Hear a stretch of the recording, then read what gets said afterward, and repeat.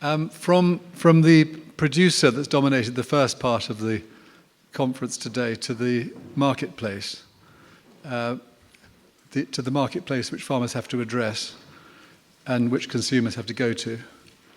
We've got a fabulous panel here, and it's being moderated with many thanks to Jenny Roquette, whose Sustainable Food Group has a very important part to play in that marketplace.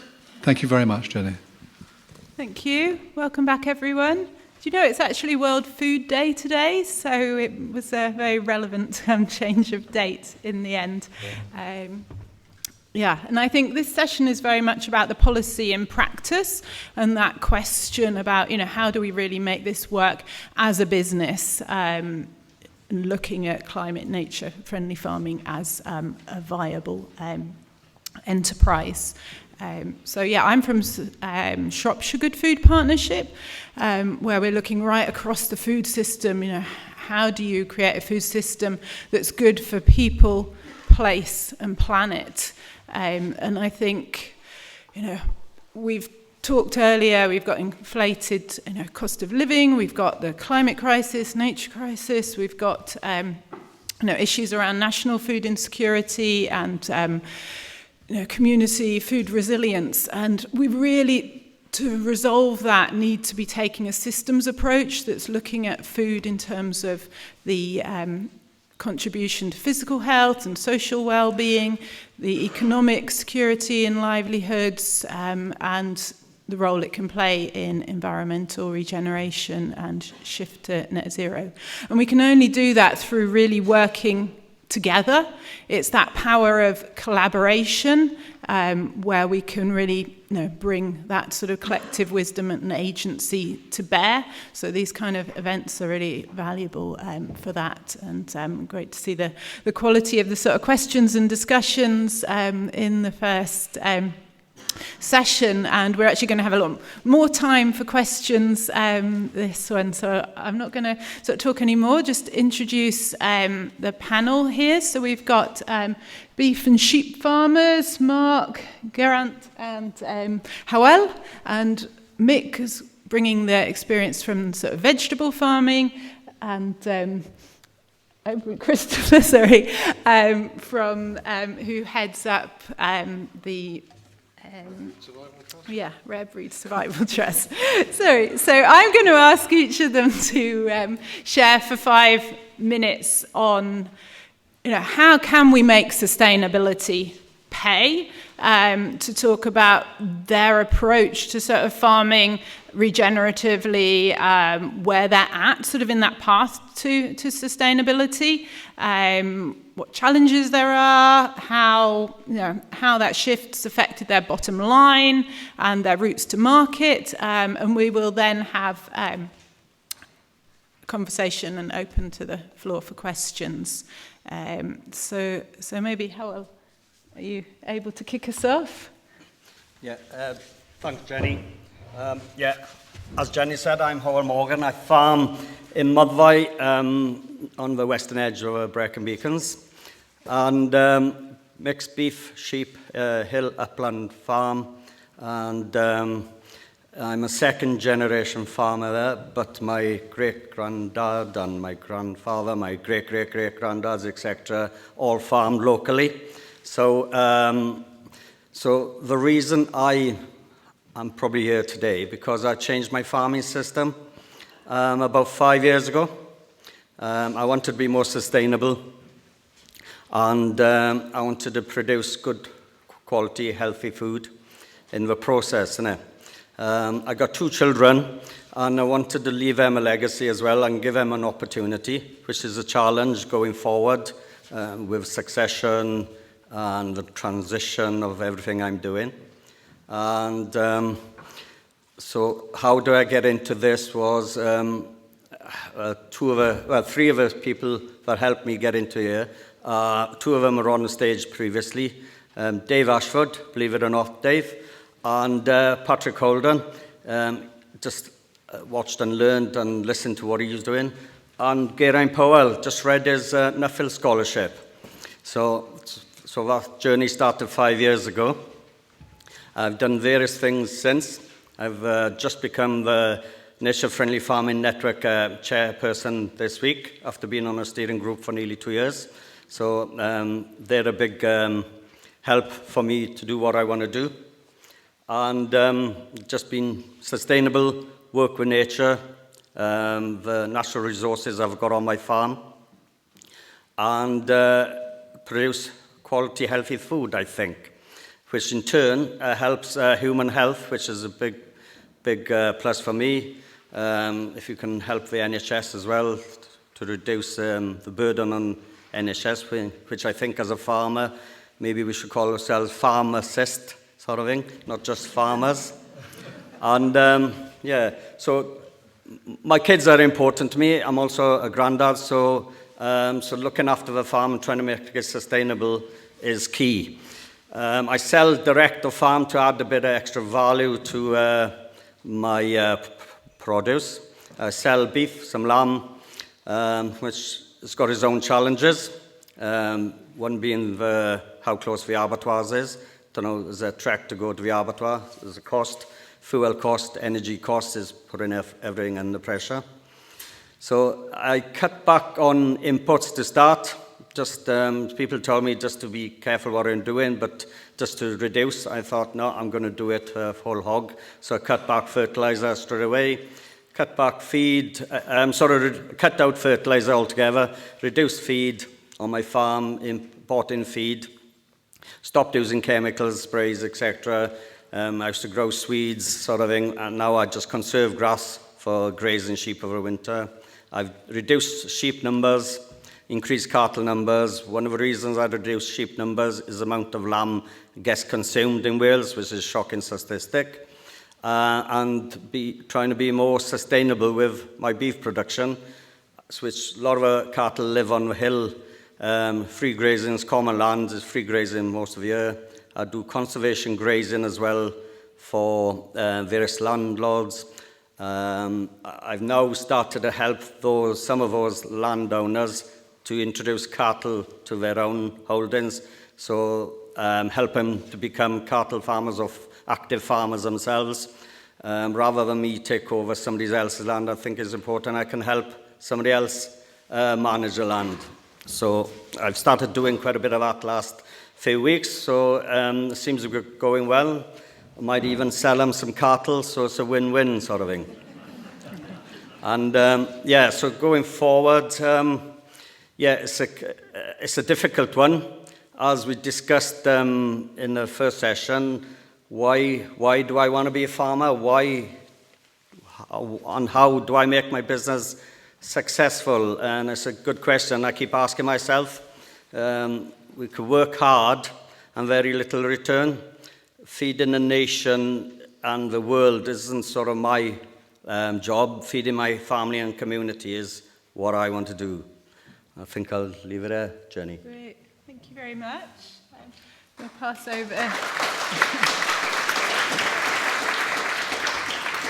So I'll pass to, Geraint next, farming near Hay-on-Wye. That's right. Yeah, well, afternoon, everyone. So I realised about 3 years ago I'd nearly lived half my life in England. And so post-Brexit, I thought I'd better renew my Welsh passport.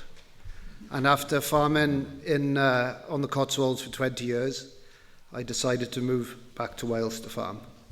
So I was managing the livestock for a large farming company on the Cotswolds for about 20 years. We weren't really tenants, but we were I'd call us squatters on about 5,000 acres of grass on the Cotswolds, from Winchcombe in the north down to Cirencester and out to Tetbury. It was great fun, and as I was doing that, we were managing a large area of stewardship grazing, and when I was starting to get a little bit disillusioned with prescription and the rules that were, the rather linear rules that were put around complex systems or complex things, and that you can't put rules around natural things. Things are so dynamic and moving so much that you can't put rules around it. So I applied to do an Upfield scholarship in 2016, with the elaborate title of Sustainable Grazing Strategies that Meet Ecological Demands. And didn't even understand the title myself at the start. Anyway, but 3 years later, what I did learn after travelling and meeting people around the world is how well-managed herbivores can maintain and enhance ecosystem function, and especially in our temperate grassland country, which we are in this part of the world. One thing I did learn that I have been trying to tell a lot of people is that as I travelled around the world, I met a lot of soil scientists, and there wasn't one of them that could guarantee me that they could measure or track soil carbon accurately over time. There was not one of them said they could, and that's because, again, it's too dynamic. And they did say if you create any policy around carbon, you will come unstuck because your carbon levels will change, even though management doesn't. And a few of them went into all sorts of elaborate reasons why that can happen, and that can be that certain nematodes attack certain protozoa, and then there's a huge feeding frenzy, and you might see your carbon levels go up, or they might go down, but no one really knew. So it's a bit like looking out into space. I think looking into soil is that, you know, maybe as human brains we're not meant to understand it, but we just got to look after it. So anyway, so we moved back to Wales in May 2019, 23 days short of living half my life in England. So I'm back on the right side of it now.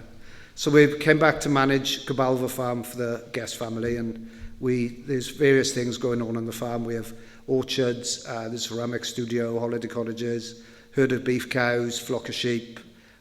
We've got pigs as well. There's a few things going on. We're a perennial grassland farm with a fair bit of woodland. So our ethos is to embrace the perennial. So whatever we have growing, we look after it, and we'll also use it. So I'm not at all interested in what these modern metrics of efficiencies are, because usually there's a race to the bottom, and that the efficiencies or the metrics are devised by someone who's selling you something or someone you're trying to sell something to. It's not your own personal effectiveness. So for me, it's an individual thing. About every farm should be looking at their own resources and how they use them as effectively as they possibly can, rather than looking at industry figures and saying, well, how can I chase unattainable metrics that are not relevant to my own farm? So for part of that, we've decided we're going to breed a herd of cows and a flock of sheep that are 100% adapted to our farm. So that means they can. So we're not using a lot of inputs. So the animals have to basically live on sunshine and rain. They are my two main inputs, and I don't have to spend a lot on them. So as part of that, we're looking at an optimum production rather than a maximum production, because once you start maximizing, that's when you start getting very costly and very stressed. And I'm not a big fan of spending money, and I don't like getting stressed either. So it sort of fits quite well with me. So anyway, that's what we're doing. We sell our beef and pork direct and a bit of lamb as well. As far as the marketing goes, we're quite nimble with the marketing, in that I'll sell anything to anyone as long as it's worth enough money.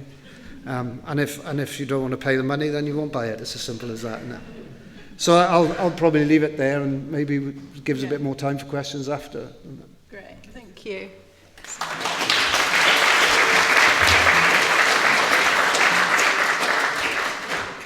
So we'll pass on to you next, Marc, who has 700 acres near Welsh Pool, a tenanted family farm on the Powys estate. And I hear you won the Grassland Farmer of the Year in 2021, so perhaps you can tell us some of your secrets. Okay, thank you very much. So I suppose just a little bit of background about me and the farm and where we've come from over the last sort of 10 to 15 years. 700-acre farm now. It's probably grown from about 200 acres when my father took on the tenancy back in 1986. I went away, did a degree in agriculture and countryside management, and then worked off farm for 6 or 7 years as a farm consultant with ADAS. And then I wanted to come back home to farm. And obviously, this was around foot and mouth time, so it was a brilliant time to come into the home farm. Again, profitability was on the floor, so we were looking at different ways to get a better income so I could come home. And again, you needed 2 incomes rather than 1. And being a tenanted farm, I knew my rent was going in one direction, and unfortunately it wasn't down. So I was lucky enough to get a scholarship with HCC, or Hubby Key Cymru, to go over to New Zealand. So I spent 6 weeks over there. And again, like Geraint, I can't remember what the title of it was. But the most important thing was the learning that you did out there, really. So after those 6 weeks, I came back to the farm and tried to implement what I'd learned over in New Zealand, really. So I suppose that the first thing was to try and get everything as natural as possible. So we went from inside lambing back to outside lambing. Again, we started to use or utilise our grassland a lot better. So again, that was more of your conventional rotational grazing. So that allowed us then to up our stocking rate on that area and to finish a lot of our stock directly off grass. So we reduced the feed quite considerably over those last years. We also took the step of moving from housing sheep and housing cattle to outwintering, using a few different crops such as kale and fodder beet, primarily just to reduce our cost of reduction, but also to try and fit in the overall system of the farm. Over that time, we've moved again, breeds. So we've gone from your Welsh mules over to New Zealand Romney. So a type of sheep which lambs out very easily and assisted outside. And again, is very reliant and finishes well off forage. And then with the cattle, suckler cows at the time, we had continental crosses. Those lovely limousine cattle which always used to disappear over the next hedge or fence. So we removed them, and initially we then swapped the system over to dairy-bred cattle. So we were buying, for the last probably 6 or 7 years, we've been buying dairy calves, which are being Angus crosses off the dairy herds, taking them on to rear and finish at 24 months of age. So that's the general system. And then I suppose over the last 2 to 3 seasons, we were putting down quite a bit of nitrogen, and it was quite an intensive rotational grazing system. We've decided to step back again and then look down more the regenerative route. So fertiliser and nitrogen levels have gone down by about 95%. We're also aiming to drop our fuel consumption and sprays and gradually phase that out over a 5-year period. So again, we've looked at diversity in our lays, so we've got a lot of herbal lays growing on the farm. We're growing a lot of different cover crops mid-season, again, to add some of that diversity. Because I think the biggest issue with a lot of grassland farms, like we mentioned in Wales, is it's almost like a green desert, and you haven't got that different habitats at all for the wildlife. So within that system now, we're selling beef on a regenerative contract to ethical burgers. Sorry, it is ethical. Ethical butcher. Sorry, the butchers chain, ethical butchers.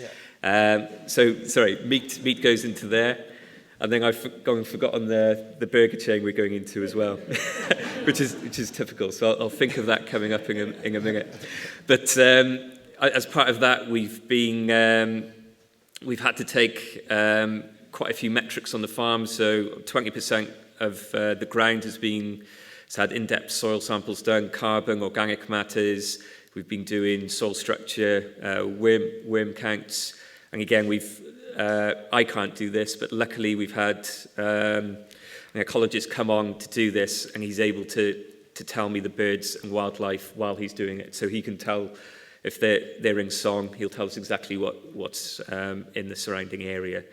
So we've got all of that information, and really our aim is to try and improve that as we're going along.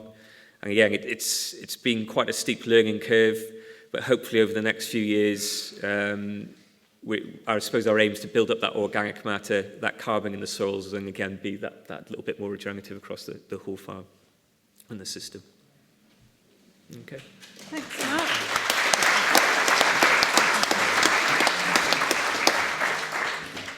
Now to a sort of different production system. We've got Mick Westrip, who is a co-owner of Rhos Market Gardens. They've been growing and providing organic food for your 15th season from a 3-acre enterprise, selling direct to the public in this area. We're just literally down the hill, aren't we? So it's true, yeah. Thank you. Over to you. Thank you. So I guess our story, we moved here, this is our 15th year of production, so we moved here in 2008. That's my wife and I, Alice, and I guess we would be considered new entrants then, because we felt that we had this idea that we could grow food for a living, but we weren't in the position of living on a farm or inheriting a farm, or we couldn't afford to buy a farm. So we had to sort of think about another way how that access to land was still an issue even then as it is now. It's a huge issue. And we sort of, through various conversations with some local people, we were able to start renting some land and a caravan. So some people had some land that they wanted to do something with, and also had a caravan on site. So we decided that we'd leave our well-paid position with a Thai cottage in a lovely estate near Brecon and move away from that and live in a caravan and see if we could grow vegetables. At about 1,000 feet above sea level on sort of overgrazed and undernourished soil, probably is the best way to describe it. So we did that, we undertook that. We had some skills, we had some experience. We began to convert the land. We felt that the organic system was one that we felt that we should pursue. We wanted to certify it as organic, so we did. We also were able to get some help to do that in those days. And we began trying to grow things, and that was in 2008. The first year didn't go that well. Didn't really grow many weeds, but over time we did begin to sort of we knew that everything that we grew needed to be sold locally, because we weren't in the position, it's only 3 acres, we weren't in a position to supply multinationals. We tried that in former lives, former growing enterprises, and that really didn't work. It was a horrible, horrible experience.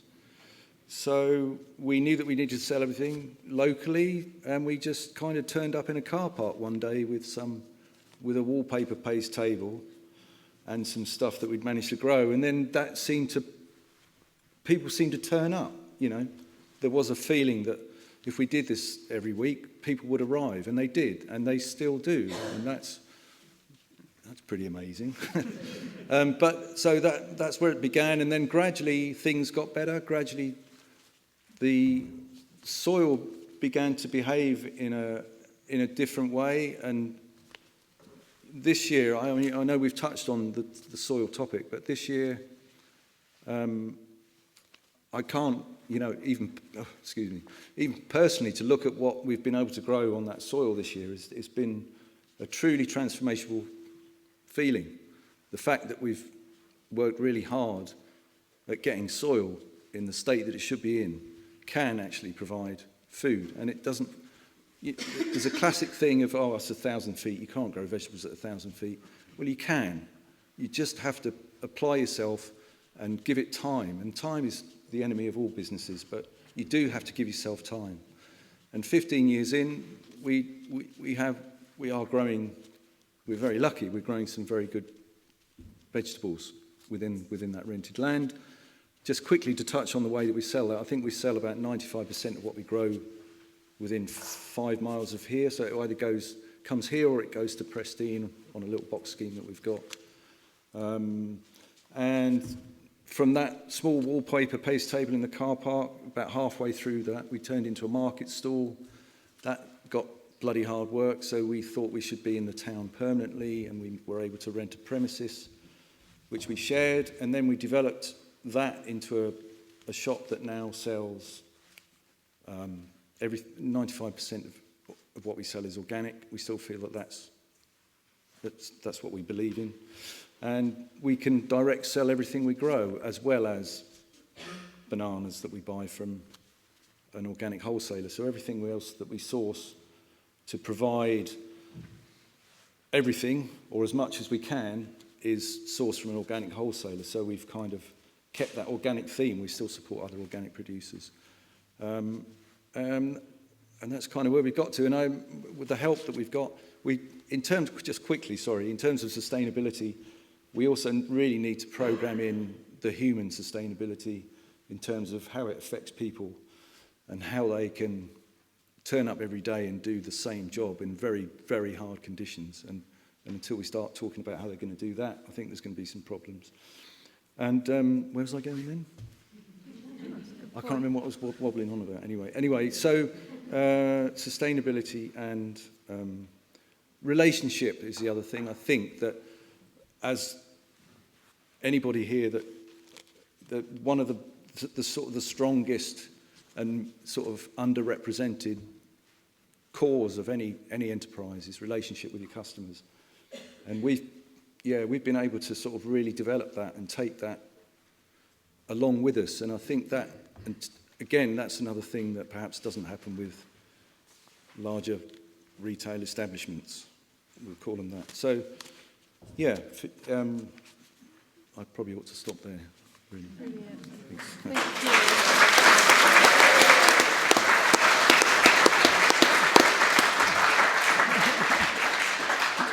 Thanks. So now from a slightly sort of different perspective, Christopher Price, who heads up the Rare Breed Survival Trust. I'm not going to forget that now, but he also is Vice Chair of the Uplands Alliance, bringing together researchers and practitioners.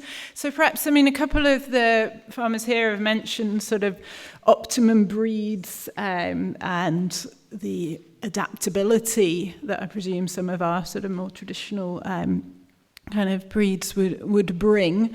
So good to get your perspective on that and the general, how can we shorten supply chains?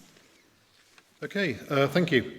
Actually, reflecting on or listening to some of the other panellists talking just, it suddenly started musing, of all of the trees which Welsh farmers are being encouraged to go and plant at the moment, how many of those are to offset the emissions resulting from Nuffield scholars and the like jetting off to Australia to go and find out about how to go and farm sustainably? Anyway, I run an organisation, the Rare Breed Survival Trust, and as the name suggests, we exist to conserve and promote our native breeds. And by far the most effective way of doing both of those is to remind people of the reasons why they were bred in the first place, which was to meet human needs in our landscapes. They are meant to be here to meet our purposes. And things might have gone a bit off kilter over the last 40, 50 years when farming became industrialised and distorted by the CAP, etc. But the basic rationale still exists. Because they were bred for our landscapes, they can generally survive outdoors, on grass, with minimal expensive, environmentally damaging inputs, lower vet and med bills because they're not indoors and they're in the right place. They're not being transported halfway around across Europe for somewhere they shouldn't be. So they work on that side of the balance of the profit and loss by cutting down your input costs, but also on the other side with a bit of savvy marketing, emphasising the higher welfare, lower environmental footprint. Often the strong sense of place that go with many of the breeds. If you think about the names of breeds, they're often associated with a particular part of the world. You can make a sustainable business on that basis, and we're seeing more and more farmers coming through. I'm not saying that's the only way forward, but it is a niche which might be of relevance to many farmers who I think are UK farmers, not just in Wales, who are going to be struggling post-Brexit as we have to operate in a much less subsidised, more market-facing world. That's the plug for my organisation and my cause. Going back to the topic, though, nature-friendly farming, I mean, I know it's trite to go and say this, but there is no conflict between nature and farming. They're basically the same thing. And it is so frustrating to hear it occasionally being suggested otherwise, as is happening with the nonsense we're having within England at the moment. And although many people will talk about the Sustainable Farming Scheme or ELM in England as being a nature-type initiative, you could just as easily regard it as being an investment in food security. You know, we need good soils, we need clean water, etc., etc. And where things have gone wrong is where we've allowed farming to come into conflict with nature through using pesticides and all the other things which 40, 50 years ago we were told were the way forward, and now we're going to an awful lot of trouble to remedy the harm they caused. And there's similar debates going on at the moment with gene editing, which is the next great technology which is going to change everything, and how long do I have to go to remedy the effects of that? So, nature and farming, same thing. The last bit on the subject for now was sustainability, and we've kind of touched on this, but I would suggest the core of sustainability is short supply chains. And we've actually had a test of this. You know, I mean, COVID was awful for lots and lots of reasons, but one of the things that was interesting and exciting that came out of it was how quickly smaller, locally focused food producers were able to change their entire business model to cope with dramatically changed circumstances. You know, I work with a lot of guys who produce food that was going to niche restaurants in London, Birmingham, Manchester, etc. All of that disappeared pretty much overnight. But within days, if not hours, they had recalibrated their businesses. So they were doing food boxes, meat boxes, and making a reasonable living out of that. It was a change of approach, and it meant calling in a few favours on a few occasions, but it worked. You know, it showed that the system was adaptable, was sustainable, was resilient, and as a area of policy, it seems to me that's something that we should be investing in. And I'm not just saying this because I'm here, but the way that the Welsh Government goes about these things is so much better than any other of the four parts of the UK. If you look at the Sustainable Farming Scheme, you can see they've just gone through it and thought, what do we need from a sustainable farming system? We need these 20, whatever it is, things. How can we get them? Combination of regulation, mandatory type payments, otherwise you can't participate, voluntary payments, and then a bit of nudging and support through Farming Connect. It's just so sensible and pragmatic rather than the going around in circles or pandering to farming unions that you're getting in other parts of the UK. But talking about short supply chains, the other key to it, which was the point I was trying to ask in my perhaps rather premature question in the previous session, is quite how important the wider infrastructure is. All too often when we talk about farming policy, we talk about what the state is doing on the farm, whether it's giving money or regulating. But agricultural policy is about more of that. We need the wider infrastructure. And that's particularly, to my mind, small local abattoirs. You know, we've talked about the one in Mac going. You know, to my mind, there were three good reasons for going to Machynlleth. One of them is the Centre for Technology, where I love all the hippies that work there. The other thing was the wonderful bookshop that I can't remember the name of that's there. The other one was the butchers. And if one of those has gone, then that's a big impact on the local community and what makes that town so wonderful. But one of the frustrations you get from policymakers about abattoirs in all four parts of the UK is they will tell you there is sufficient capacity to process and slaughter and process all the animals which need slaughtering and processing. And that's probably true, and I don't suppose they're lying. But if your business model, which is fundamentally a good, sustainable business model, depends on having somewhere that can process small numbers of non-standard animals and isn't too far away, and your nearest abattoir is 50 miles away, won't take something with horns or a thick skin or a thick fleece or black skin, then it might as well not be there. It doesn't matter, because if you can't use it, what's the point of it? So my plea, I guess, to any policymakers or influencers that are in the room would be this: don't just focus on the Sustainable Foods Farming Scheme, great though it is. Do look about the wider things that government can do to go and help. And sorry, one closing comment. Of course, it's not just government. If you've got a local abattoir that's near you, please use it, even if it's a bit more expensive than the one that's a bit further away, because if you don't use it, it will go. You know, we're losing 10 small abattoirs a year at the moment across the UK. That's just not sustainable. We need to go and find a way forward on that.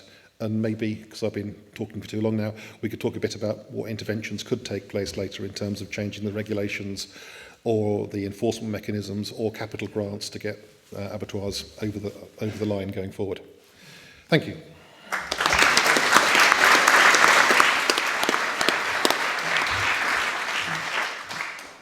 So some great sort of food for thought from different perspectives on how we can make sustainability pay. I really want to open up to the floor sort of straight away. I'm going to take sort of 3 or 4 questions at a time, and then we'll have more of a sort of discussion around those. Is that Rhys? Yeah. Yeah.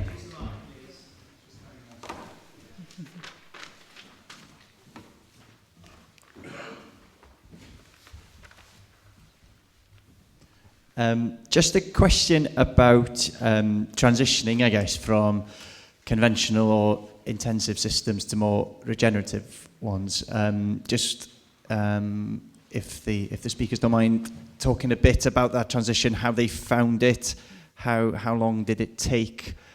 If the land is used to sort of a lot of inputs, did it take a few years to transition to that sort of system?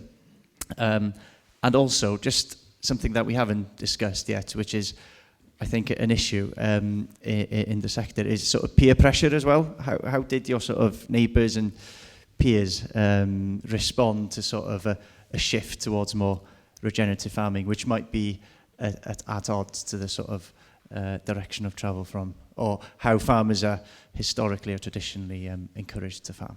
Diolch. Thank you. Anyone else? Yeah, the lady at the back. Oh, sorry, you've got the mic. Sorry. Thanks. The meat producers on the panel have all talked about using fewer inputs for producing fewer outputs and becoming less intensive. Do we have to change our diets? Great, and just one more, and then we'll start. Hello, I'm just an allotment holder, and I grow a lot of my own vegetables. And I'm noticing on the panel, we have 4 meat and dairy producers and 1 person who produces vegetables.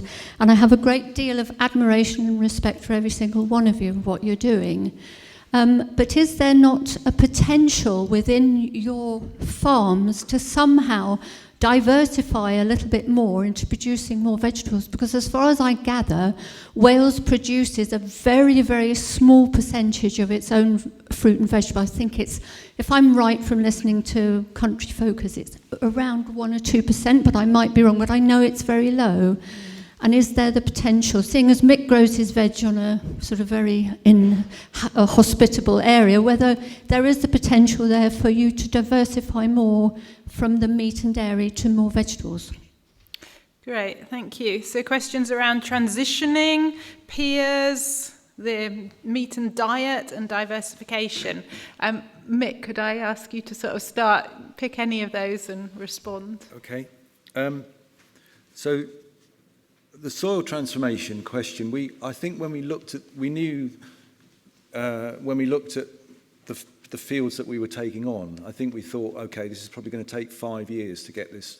And it's quite vegetables demand different qualities than, grassland, I guess. No, that's true. I don't guess. I know. And so I think we thought, yeah, probably 5 years. And I think it's taken us 10. So that's my first sort of reaction to that. And the way that we fitted in within we live in an area called the Rhos, and it's sheep, it's cattle, it's small farms, so it's not big agribusiness. So they are small farms, and actually there was just a tremendous amount of. We were aliens. They could have gone either way. To be honest, we were like weird, but they were. There was no question. As soon as they could see what you were trying to do, we were just very well accepted and allowed to carry on because we were trying to develop an income from the land, and I think that was instantly recognised. So that was the first one. I'll probably, the diversification kind of thing, I might not leave that.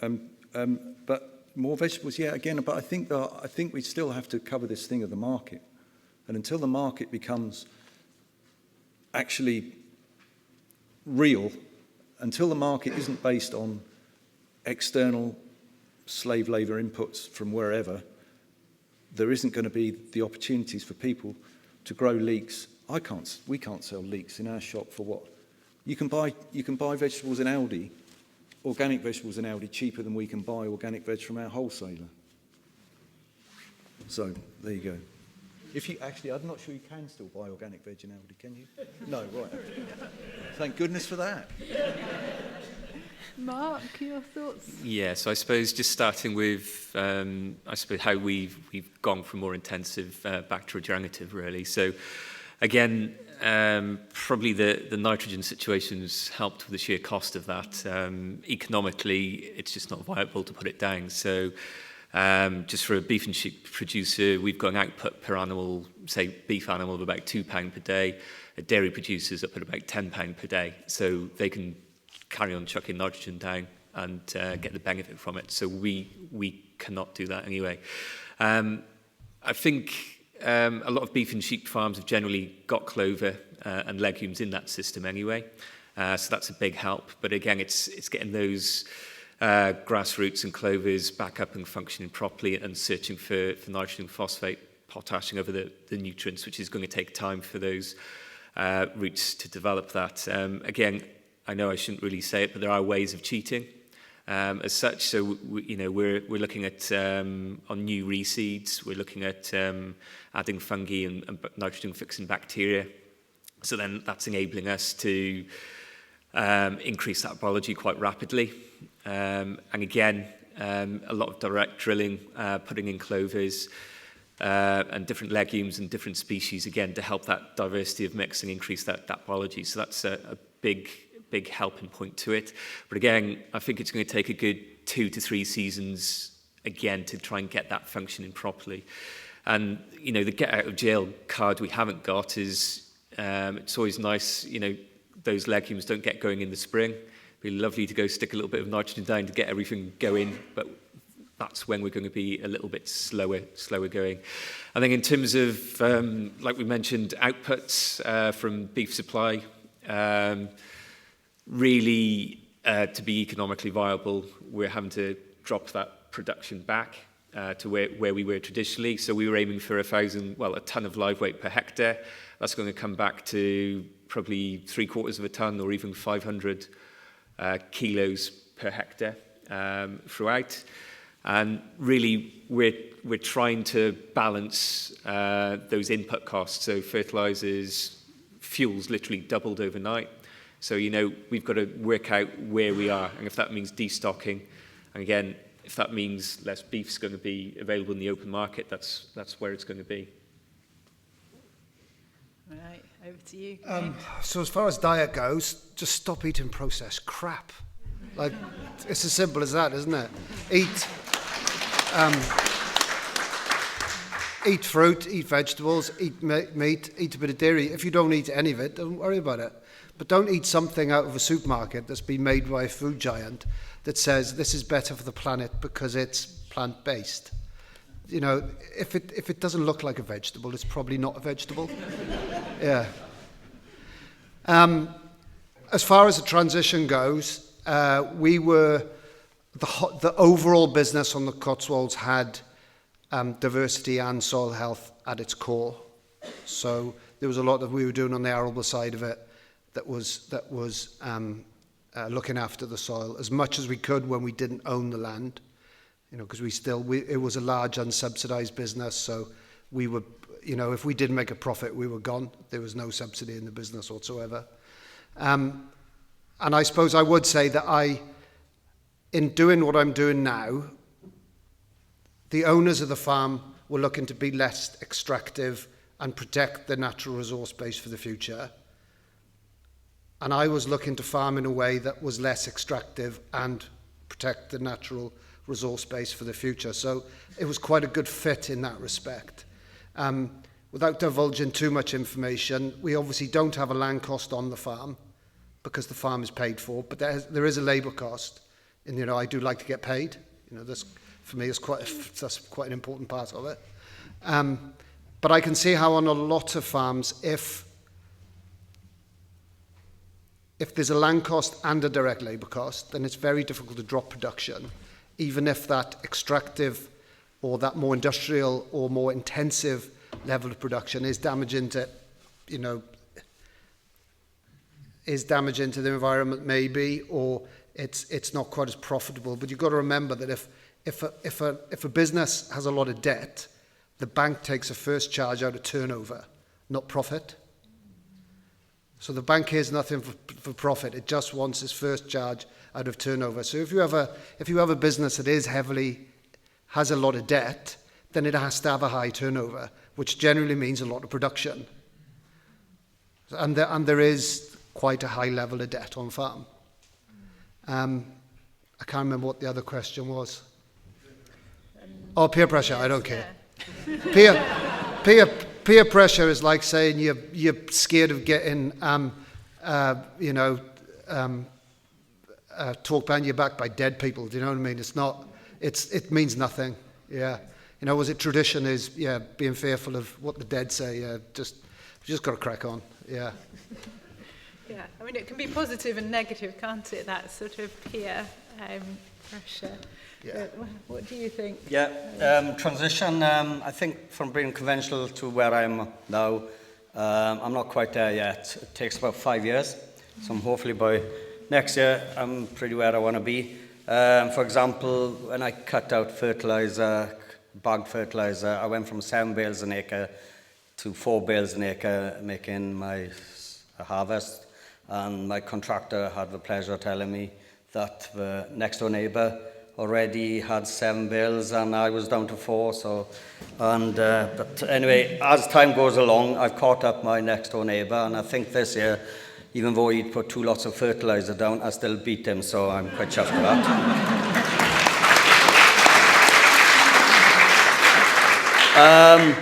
And the kilograms of lamb meat I was producing dropped sort of thing, but then I had to cut back on sheep numbers to compensate, increase the cattle because the cattle can graze differently. You know, they can do the conservation grazing for me, they can graze hill, so I've introduced the cattle to the hill, and I'm using the no fence technology in them, so that helps me graze for longer periods on a hill.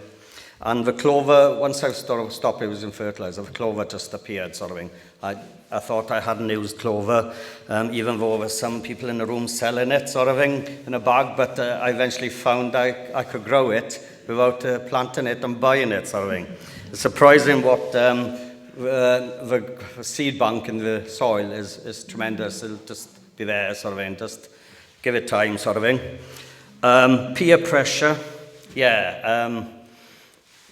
did get me a bit, especially if, Dad telling me, you got to do this, got to do that sort of thing. Probably Dad was the worst one. Your neighbours sort of look over the fence and think he's failed, sort of thing, what he's doing, especially when I was doing the bale grazing and putting hay bales out and leaving it all winter. You've seen people on social media making sly comments, but like Geraint said, I didn't really care.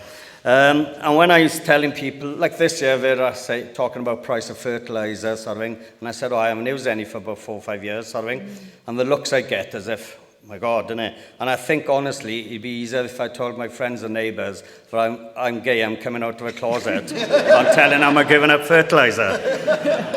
And eating better quality food is what we should be doing. Ask where it's coming from, how it's produced, and especially, your veg sort of thing. There might be a lot of vegans or vegetarians in the audience, but if you're going to buy veg from supermarkets, it's probably had more chemicals and pesticides and herbicides than any other meat product there. My cattle don't get any porons, wormers, anything. They just graze pretty much most of the time on a hill. As Chris said, I've got native breeds, Highlands and Shorthorns, sort of Herefords. I've given up on the Continentals because I couldn't afford the vet bills. And yes, I think we should grow a lot more vegetable in Wales. Definitely, you know, and we consume a lot of veg. We don't consume so much lamb. But the terrain is suitable for, we've got to farm within the capabilities and what we got. You know, most of my farm is basically upland hill, sort of common land, so we can't grow veg up there. I don't think so. Somebody else's sheep will graze it. So, yeah, and we've got a lot of rocky soils. But, yeah, you know, I do some no-dig potatoes is good. You just rotivate the ground a bit, chuck some spuds on, chuck some straw on, and you go and pick them when you want potatoes sort of thing, innit? So it's quite easy. No weeding, nothing. I quite like that sort of system. I think the trouble with growing veg, as kids we used to grow a lot of veg on a farm, but you know, there'd be me and my sisters, mum and dad, there'd be staff there to manage and weed and plant and whatever. But now, you know, it's basically me left on a farm for part-time. I'm even working off a farm. So it's just how it's developed, and for supermarkets I've created such a cheap product on somebody else's expense. So I think, yeah, no, it'd be good if you all, and I think everybody's got a garden, so, you know, let's grow some veg in it, yeah. Yeah, it's interesting that point on sort of transitioning. I mean, probably the producers here are much better off than those who were just kind of, yeah, hit with the fertilizer prices this season and perhaps going sort of cold turkey, because you'd done that sort of, you know, you were already on that journey. Chris, any? Yes, I really want to go pick up on the peer pressure point, and it kind of ties in with what's just being said, because I do think it's an issue that so many farmers are small c conservative and quite often large c conservative as well, and doing something different can be difficult. I was a couple of years ago, I was talking to a farmer in the north of England. He was new to farming. He'd had a job doing marketing or something like that, and he'd done all the research, looked at all the numbers, and decided that for him, on his bit of North Yorkshire, white-bread shorthorns were the way forward. That would be the way of minimising his inputs, the way we've just been hearing about, but also creating a brand out of the breed, which would help him on the other side of the account. So he started keeping these cows and took them to, I think it was Hexham Market, to go and sell. And all the other farmers, without exception, were teasing him, saying, "No, why are you selling these funny things rather than these black and white continentals that we've always farmed and which your proper farmers have?" And he tried to go and explain that it worked for his business. And it was only when they were saying, "No, you're just a hobby farmer. No, we're not going to take you seriously." And so a couple of weeks later, he goes back with some of his books and shows, comparing his input costs with the prices they were getting. And although he wasn't getting the top prices at the market, because his input costs were so much lesser, his profit was greater. To which his response, "Well, who's got the fucking hobby now then?" But you have to be a certain type of person. Sorry, I shouldn't have said that word. But you have to be a certain sort of person to have that self-confidence and tenacity and belief in yourself to go and do it. And so, all credit to both of you who were able to go and change, particularly if you come from a farming family. But I think a lot of people do find it difficult, and it's important to go and find networks, and I think social media helps here. Regenerative farming Twitter is a wonderful place. It's one of the few bits of social media that's nice. And I think it is worth engaging with. And perhaps something else that's perhaps another good side of the equation on peer pressure is that all the evidence shows that farmers learn best from other farmers. It's great that we have ADAS and similar extension and Farming Connect and those sort of extension schemes and land agents and all the rest of it. But farmers tend to trust other farmers the most. So the more that people can do to find that sort of network of their peers who are doing the right thing, the better. Just one quick point on eating meat. I do think we need to eat less meat, but better meat. And you can't buck the trend. That's the way the planet's going to go in the long term. So you might as well start going with the good guys rather than trying to go and hold on to what's unsustainable. But recognise that you still can make a profitable business with livestock if you do it in the right way, respecting nature, respecting the landscape, rather than trying to distort it in the way that we've done for the last 50 years.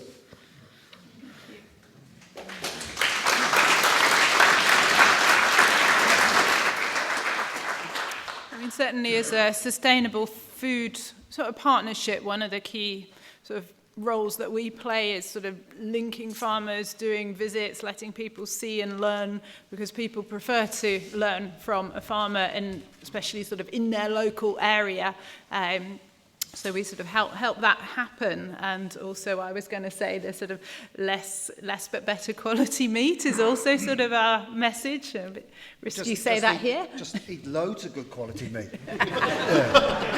No, but don't go to the supermarket and get Yeah. that lamb that's come from New Zealand, but get it from your local farmer. But and I was also thinking about the point on diet, and I'm not familiar with the complete content of the sort of Feeding Britain report, but does that touch on that, Patrick? But I was thinking about the work that the Food Farming and Countryside Commission did in their report in terms of saying, well, what grows sustainably here, and then so what for our diet? And I think it is really important, and as we're looking at the sort of Welsh policy level, that that kind of thinking is coming through. We have another. Sorry. I was going to come back in on. Patrick sort of showed us a UK report, but actually there's a specific Welsh one produced as well by Amber Wheeler. Basically, can Wales feed itself? And the answer is yes, but we have got to change our diets, and we've got to change the practices that we're potentially utilising in terms of how we're managing our land, how we're farming. And it was a mixed farming system, but the answer is yes, of course we can. We've just got to change a lot. And then just to pick up a little bit on the question around veg, that's my sort of speciality, I suppose. Sadly, the figure is 0.2% of our land is used to produce vegetables in Wales. That's pretty low, and it's down to 0.18 in Powys, which is even worse. But actually, if you took the allotmenteers that grow, there's 500 allotment sites across Wales, and they actually match that figure.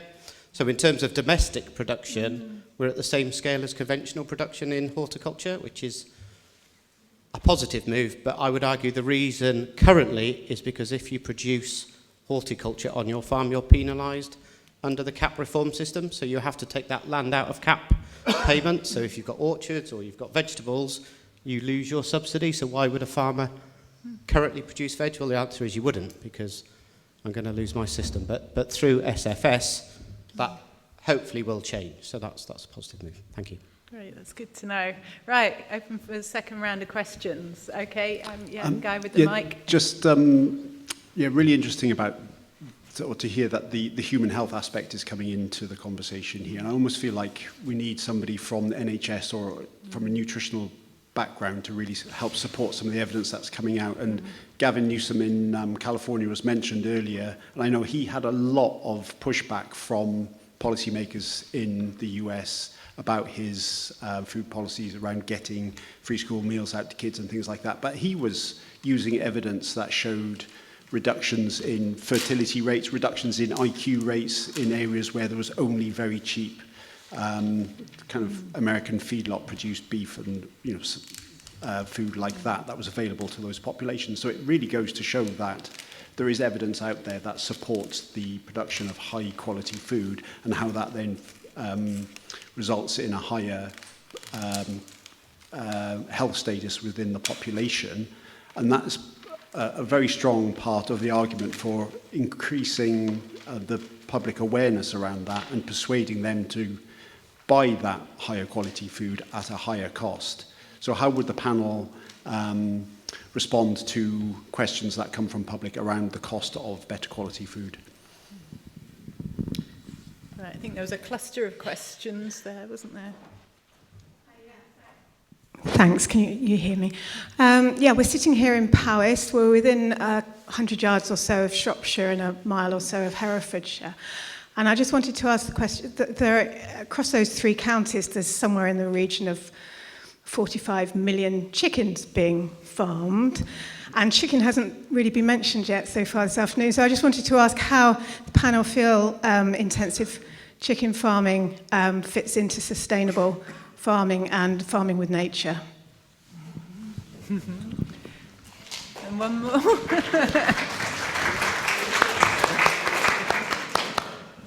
And there was a question on the closer to the front here. Oh, okay, over there.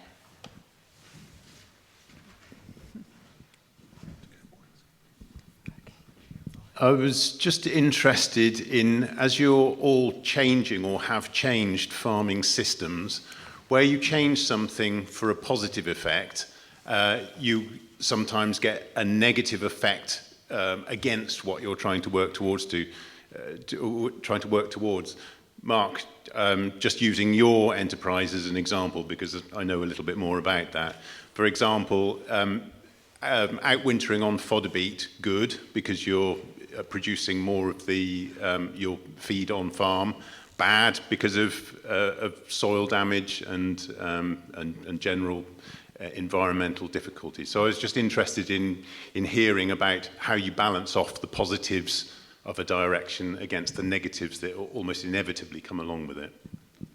Right, thank you. So we'll take those questions about sort of health, chicken farms, and the balance of that trade-off. Just to kick off on the health, we had some interesting discussions. We had a food summit in Shropshire yesterday about nutrient density and how, carrot produced in one way isn't the same as one another, and they're very different things. And how do you sort of make that visible? And then how do you actually do sort of the true cost accounting on production that's taking into account the impact on physical health and social well-being and the economic side as well as environment. Maybe Chris, you could come in first on the others. Yeah, I guess the first thing was on the point about the chicken farms on the wire. You're entirely right. I mean, as I understand it, the whole ethos for going that way was because people were concerned about the environmental footprint of red meat around there, and it was felt the suggestion was to go and have lots of chicken, which obviously the wrong way around.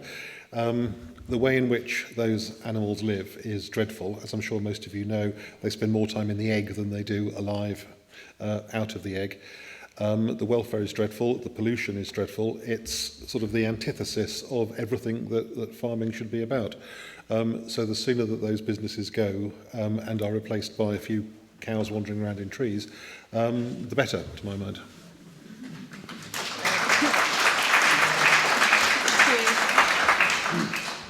As far as can Wales feed itself is a good question. I think if you can grow avocados there, we might do the trick, sort of thing. Yeah, we just eat seasonal food and more local food and eat what we got, sort of thing. And if you want the luxury, be prepared to pay for it, because there is no such thing as cheap food. There is a cost somewhere.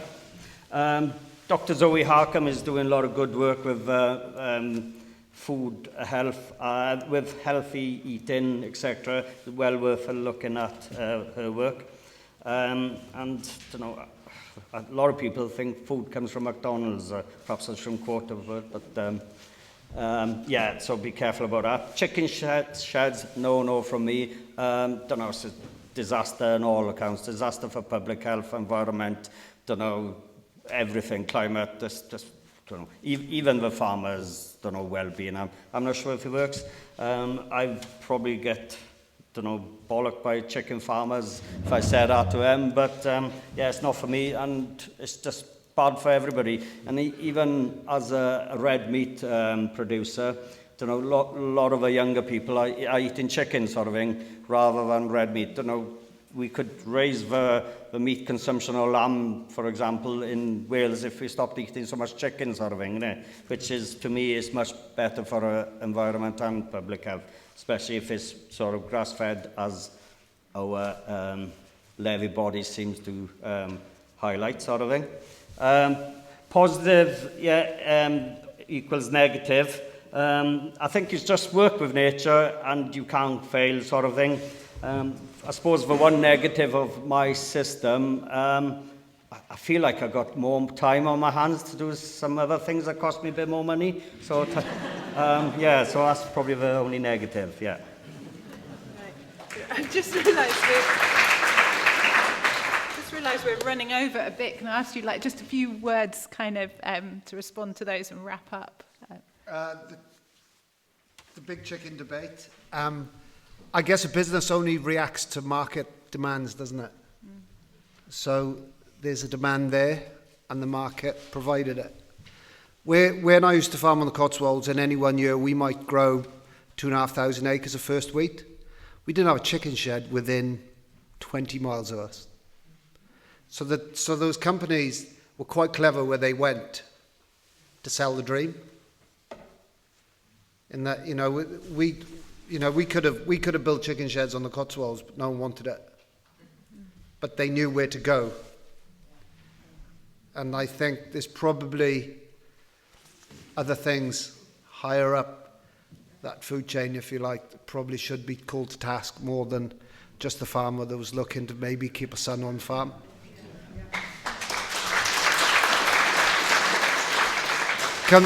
Can Wales feed ourselves? Yeah, we just eat seasonally and eat less. It's quite simple, really. What was the other question? Trade-offs. Oh, yeah, so that's a good point about, like, I outwinter my cattle as well, but they're on grass, and I defer that grass, so it'll hold the cattle up, and it's got big roots, but I move them every day. So it's high impact, short amount of time, then they're moved.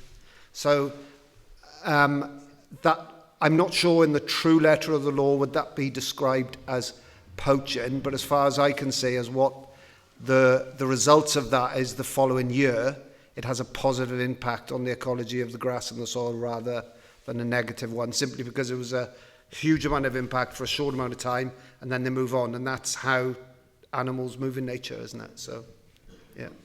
Thanks. Marc, final thoughts? Yeah, so good and bad, I suppose. So fodder beet, brilliant in terms of growth during seasons like now. I've got 20 tonne of dry matter a hectare.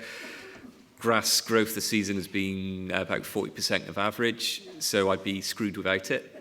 In terms of the negatives, obviously bare soil in the winter. What do we do about it? We look at prescriptions to try and improve everything we're doing after it. So multi-species lays going straight in to get that soil structure back. We're adding fungi and bacteria straight in. After the cattle have grazed, we're going on and sprinkling on forage rye as well to get some roots going back on it again. So we're doing everything possible to try and improve that soil and get it back going. But it is adding 13 tonnes of organic matter per hectare back into that farming, increasing our organic matter on a very dry farm, which is a huge benefit to us with those deeper roots as well. Chicken farms, positives, broiler muck for us instead of fertiliser. We've got one next door. So again, we can take that very cheaply on compared to £1,000 a tonne for nitrogen. Again, it's really very, very cheap meat for the public, which is the downfall of it, really. If you're talking about the percentage of income spent on foods dropped off considerably, and chicken and pigs a big part of that. And again, it needs to change. And then the final one was... Yeah, no, that's fine. You covered it. Can we... Yeah, we'll cover it. Mick, final words. You can close us off. Okay, I just made it. So I think we do need to change what we eat. I think we need to change the way that we shop as well. The health benefits of healthy things grown on healthy soil, that's undoubtedly where that is the bottom line. That, whether it's a healthy animal or a healthy carrot, if it's grown on healthy soil, it will do you the power of good. Local procurement things cropped up a couple of times, and I haven't got a great amount of experience with that. The only experience I had was some time ago, and it was 45 pence a head was the budget. So, I'll leave that with you. I really think the chicken farm thing, we've got to be really... the guys before have said a lot about it that I agree with, and also I think we have to think perhaps what's created that market. As you've rightly said, something has created that force behind why they are there. So maybe they are a symptom of a fairly messed up food system, and I think we kind of if we can look at it that way rather than proportion blame to one side or another, I think they are a symptom of a very unsustainable food system. Negative or positive, I think I've probably got more in. I think I've got more involved with getting clover established rather than vegetables. So I suppose there we go. Great. Well, thanks everybody, and diversification, a point was just made about orchards, and that hasn't sort of come up, but how they're kind of not classified as trees in the new government proposal. That's just a bit random at the end. But yeah, thanks everyone on the panel for your thoughts and for all the great questions. Thank you.